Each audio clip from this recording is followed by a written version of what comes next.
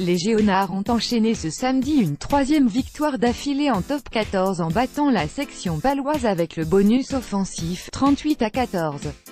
Venus avec des intentions de jeu mais sans plusieurs cadres, les Béarnais ont encaissé 5 essais par Betham, 8e, Penaud, 18e, Yato, 38e, Strettle, 54e, et un dernier de pénalité, 64e. Fin de série pour eux, qui connaissent leur première défaite en 2018. Quand Clermont retrouve ses forces vives, ce n'est forcément plus tout à fait la même équipe.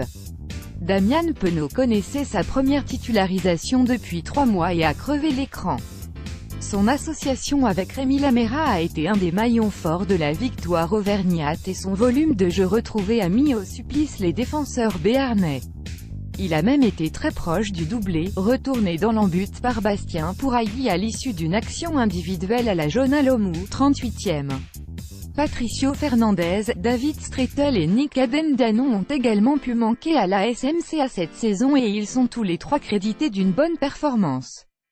Avait fait tourner Clermont avait besoin de ses forces vives pour prendre le maximum de points face à une section paloise qui restait sur 8 victoires d'affilée toutes compétitions confondues et donc en pleine confiance.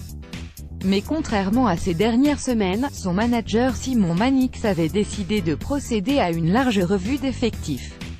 En plus de son maître à jouer Colin Slade, blessé, il n'avait pas emmené avec lui Votu, Smith, Armitage, Metz, Adrians ou encore Mallier.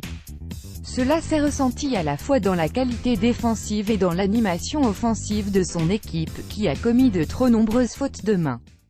À défaut de ramener quelque chose du Michelin, elle aurait toutefois pu enlever un point à Clermont en fin de match après avoir inscrit un essai de pénalité, 72e, mais les Jaunards ont tenu leur victoire à 5 points.